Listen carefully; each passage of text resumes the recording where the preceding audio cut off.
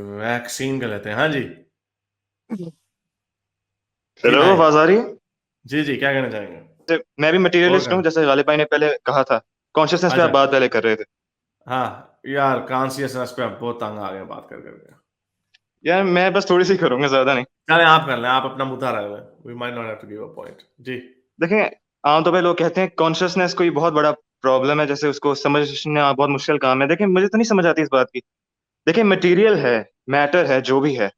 अब जब वो हमारे ब्रेन में जिस तरह भी इकट्ठा होता है, बाद में वो कॉन्शियसनेस उससे अराइज हो जाती है।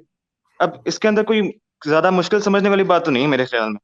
इसमें प्रॉब्लम ये है ना, आई आई एग्री विद यू। मैं भी मोस्टली यही कहता होता हूँ और मेरा भी यही मानना है कि क्योंकि इसमें तो कोई दो राय है ही नहीं कि अगर न्यूरल एक्टिविटी ना होती तो कॉन्शियसनेस ना होती। लेकिन उसमें फिर थोड़े से और प्रॉब्लम आ जाते हैं कि न्यूरल एक्टिविटी आपकी फिर भी हो रही होती है जब आप बेहोश होते हैं, और न्यूरल एक मटेरियल से इमटेरियल का जो है। I think the best example जो गालिब ने आज दी है, which, मेरा ख्याल से गालिब की नहीं होगी, और लोगों ने भी दी होगी एग्जांपल पहले भी। लेकिन ये बड़ा अच्छा चीज है कि आपकी जो सॉफ्टवेयर की जो गेम होती है, वर्चुअल वर्ल्ड होती है, वो हार्डवेयर के बगैर चल ही नहीं सकती। सो ये लेकिन इसकी प्रॉब्लम ये, इसका कोई प्रेसिडेंस नहीं है हमारे पास। इसीलिए हमारे पास लाइफ का एक ही सैंपल है। ये जब प्रेसिडेंस, इसलिए मैं कहता हूं कि जब ये आपकी, जब आर्टिफिशियल इंटेलिजेंस सेल्फ अवेयर होगी ना, तो फिर धज्जियां उड़ जाएंगी हर चीज की, और वो होगी भी सिलिकॉन बेस्ड लाइफ। सिलिकॉन आप बेस्ड बताइए लाइफ से। हारिस भाई, क्या जी। आपके नजदीक भी एक इस तरह की आपने जो बातें की उसे लग रहा है, आपको भी लगता है कि ये एक स्पेशल चीज है जो कि ह्यूमन से ही सिर्फ मंसूब है? आपके ख्याल में जो मंकीज होते हैं मिसाल के तौर पे, वो कॉन्शियस होते हैं? हाँ, क्यों नहीं होते? कॉन्शियस तो सारे ही हर होते हैं, चीज सेल्फ। कॉन्शियस होती है भाई, कॉकरोच हाँ, भी कॉन्शियस है। कॉन्शियस तो सारे सारे हैं। वो सेल्फ अवेयरनेस का एक प्रॉब्लम है कि सेल्फ अवेयर कितने जानवर हैं उनमें से जो कि नहीं तो फिर जिनको इस तरह खुद तो इस। हम कह सकते हैं बैक्टीरिया भी कॉन्शियस है। ये बैक्टीरिया नहीं है ना, बैक्टीरिया में। बैक्टीरिया नहीं है, न्यूरल एक्टिविटी नहीं। बैक्टीरिया जो है वो टोटली एक एक केमिकल सिस्टम है, उसके ऊपर ही बिहेव कर रहा होता है, वो कोई डिसीजन मेकिंग नहीं कर रहा होता। कॉन्शियसनेस नहीं क्या तो है? ये भी, कॉन्शियस जो देखें, हमारा सेंसेस ब्रेन है की वो भी बात की तो। है ना। क्या ब्रेन, कह रहे हैं? सेंसेस, अच्छा। कॉन्शियसनेस जो है वो किस चीज को इंटरप्रेट करती है? कॉन्शियसनेस जो है वो दिमाग के अंदर जो कुछ भी चल रहा है उसे इंटरप्रेट करती है। दिमाग किस चीज को इंटरप्रेट करता है? जो सेंसेस से हमारे आ रहा है। ठीक है, समझ गए? बेसिकली एक दिमाग के अंदर सिस्टम्स है मुख्तलिफ। दिमाग बड़ा मॉड्यूलर है, ठीक है। सेंस ऑफ टच एक मॉड्यूल करता है डील, आपके राइट हैंड हैंड को आपका लेफ्ट ब्रेन कर रहा है, लेफ्ट हैंड को आपका राइट ब्रेन कर रहा है, ठीक है। और बहुत सी चीज़ों को, ऐसे चीज़ें different parts of the brain उसको मैनेज कर रहे हैं। और वो सारे ब्रेन, सारे मॉड्यूल्स जो ब्रेन के अंदर है, वो एक दूसरे से इंडिपेंडेंट है। अगर एक के अंदर को खराबी आ भी जाए तो दूसरा खराब नहीं होता, ठीक है। वो काम अपना करता रहता है। अब होता क्या है, जब जो फिर एक एक ब्रेन ऐसा है, एक ब्रेन का पोर्शन ऐसा है, या एक ब्रेन का एक ओवरऑल लाइंग सिस्टम है जो क्या करता है, जो कि जो सब कुछ आपको पता चल रहा है उसे इंटरप्रेट करता है, उसे देखता है। तो कॉन्शियसनेस की इब्तिदा कैसे हुई होगी? हमें ये पता है कि एक टेप वर्म जो होता है उसके ऊपर दो डॉट्स होते हैं जो कि सिर्फ ये बता सकते हैं कि सूरज निकला हुआ है, लाइट आ रही है, लाइट नहीं आ रही, बस। सेंस ऑफ टच जो है वो एक होता है, ठीक है। तो ये सारी चीजें अपने अपने तौर पे एवोल्यूशन के थ्रू ही डेवलप हुई हैं। मैटर कॉन्शियस कैसे हो गया, उसने एक सेल्फ सेंस ऑफ बीइंग उसके अंदर कैसे आ गया, उसकी मेरे ख्याल में कोई मेटाफिजिकल एक्सप्लेनेशन तो नहीं है। अगर अगर ऐसा हो कि दिमाग इंसान का कहीं क्वांटम बेस ही है, कहीं क्वांटम फिजिक्स की बेस पे करता है ऑपरेट, हालांकि हमें पता है कि नहीं करता। इलेक्ट्रिक करंट है दिमाग के अंदर जो करता है ट्रैवल, और डिफरेंट हिस्से एक दूसरे से कम्युनिकेट करते हैं। तो कब मैटर का एक पोर्शन दूसरे के साथ कम्युनिकेट करने लगा और किस तरह कम्युनिकेट करने लगा, करते करते किसी टाइम पे आप कॉन्शियस हो जाते हैं। आप किस लेवल पे कॉन्शियस होते हैं हमें नहीं पता। हमें पता है इंसेक्ट्स भी कॉन्शियस हैं, सेल्फ अवेयरनेस उनको भी है, उनको भी खतरा फील होता है, सेंस ऑफ टच उन्हें भी फील होता है। आप कॉकरोच मारते हैं तो वो तड़पता है, तो आपको पता है पेन उसको भी हो रहा है, वो आपको देखता भी है, ठीक है। उसकी सेंस ऑफ स्मेल भी है, वो खाता भी है, और उनका एक डिफरेंट किस्म का बॉडी का मैकेनिज्म भी है सारे का सारा। तो अगर कोई ये कहे कि कॉन्शियसनेस की एक्सप्लेनेशन फिजिक्स से बाहर कहीं मिलेगी, तो पहले तो हमें ये साबित करना पड़ेगा कि फिजिक्स से बाहर भी कुछ है फिजिकल रियलिटी से।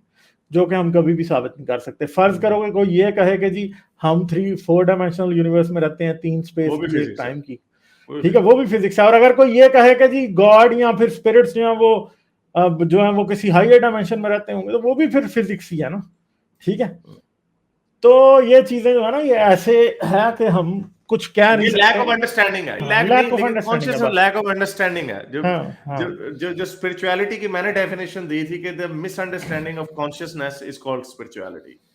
यही है कि हमें चूंकि कॉन्शियसनेस की पूरी, जो मैंने आपको बताया, जो मिसअंडरस्टैंडिंग जो है, ये प्रॉब्लम है। ये इसको एवं नहीं, इसको हार्ड प्रॉब्लम कहते हैं, ये प्रॉब्लम है। उसकी बेसिस सबसे बड़ी ये है, जो आप हैं सही रास्ते पे कि एक न्यूरल एक्टिविटी होती है, उसके रिजल्ट में ये हमें सेल्फ अवेयरनेस एक आती है। सो इसमें कोई दो राय नहीं है, लेकिन वो कैसे होता है, वो प्रोसेस कैसे होता है, उसका चूंकि हमने करके नहीं दिखाया।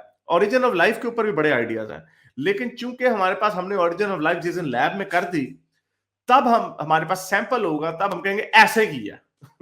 अब ब्रेन डेथ जो है, ब्रेन डेथ जो है वो बायोलॉजी का कितना बड़ा वो है, ठीक है। डॉक्टर्स को पता लगा था ब्रेन डेथ होगी, यदि अब इस बंदे ने रिवाइव नहीं होना, वेंटिलेटर से हटा दो, वो आके बता देते हैं ब्रेन डेड हो गया भाई, अब इसे वेंटिलेटर से हटा दो, आप अपने पैसे जाया करने, और आपका सिग्नेचर उनको चाहिए। आप चाहे ब्रेन डेड बंदे को 20 दिन और रख लें वेंटिलेटर पे, ठीक है, आपसे आपकी जेब से पैसे कटते जाएंगे। आपने जिस दिन भी आपने ये डिसाइड कर लिया अब ये ब्रेन डेड, अब मशीनों से हटाएंगे, बंदा उसी टाइम मर जाएगा। तो क्या चीज है कि ब्रेन डेथ जो है वो बंदे का जब ब्रेन डेड हो गया, तो फिर आप किसी भी चीज को बाद में मैनेज नहीं कर सकते। दिल को आप आर्टिफिशियली आपने रखा हुआ है, पंप कर रहा है, गुर्दे अपने तौर पे कर रहे हैं, आहिस्ता आहिस्ता जिस्म के सिस्टम डेड हो रहे हैं। तो असल में अगर कोई कहे कि फिजिकल न्यूरो साइंस या साइंस ऑफ बीइंग, अभी तो ये फिलॉसफी ऑफ बीइंग ही है ना, जिस दिन ये साइंस ऑफ बीइंग बन गई उस दिन बस सारा खाता उलट जाना। चले, thank you, we have to wrap it up. बहुत शुक्रिया। अच्छा जी, कुणालपुरी कह रहे हैं आर्टिफिशियल आने के बाद कोई बंदा ये आर्ग्यू कैसे कर सकता है कि कॉन्शियसनेस कहीं बाहर से आती है, ब्रेन के अंदर मैटर से नहीं। एग्जैक्टली यही मेरा पॉइंट है। वो जो है ना कॉन्शियसनेस वाला, वो जो टुन्नी जो है, वो इसको बड़ा ठठा लगाता, ओह ये तो कहता है रोबोट पे रोबोट। और ये देखें, ये कॉन्शियसनेस, नवीडिया ग्राफिक्स कार्ड की कॉन्शियसनेस, ये देखें आप कैसी नजर आती है, जबरदस्त है। देखें तो ये आपकी रियलिटी बदल दी है। यही पॉइंट है कि जब सेल्फ अवेयर रोबोट्स हो जाएंगे, तब ये लोग किस तरह कहेंगे कि बाहर से, तब भी कोई पता नहीं इनका टुन्नियों का, तब भी टुन्नी कह देंगे नहीं, किसी और की रूह है, आत्मा जो मर गया था आज से। क्योंकि तब किसी रोबोट को याद आना है कि यार वो ये बंधन तो प्यार का, वो करण अर्जुन चल जाने के, मुझे याद आ रहा है कि मैं आज आपने लोग पहले हमें करण अर्जुन कह रहे हैं, आपने बैकग्राउंड म्यूजिक भी दे दिया अब। नहीं तो सुने तो सही ना, वो पांडे जी जो है वो कहेंगे अपने वाले पांड्या नहीं, पांडे जी एक मेरे रामू काका की तरह का यूफेमिज्म सा है। तो वो नगेंद्र पांडे हाँ चलो उसको घुसेड़ दो बीच में पांडे को। वो जो है कॉन्शियस, तो जब रोबोट्स के अंदर भी कोई प्रॉब्लम होगी ना, कोई ब्रेन की कोई साइकोलॉजिकल कोई मिसफायरिंग होगी, कोई गलत, तो इन्होंने कहा ये देखो पुराने जन्म का जिक्र हो रहा है, ये आत्मा कहीं और से आई है रोबोट के अंदर, जन्म निकाल दे। इन्होंने कहा ना हमारा अगर पिछला जन्म है ना, मैं ट्रैक्टर होता था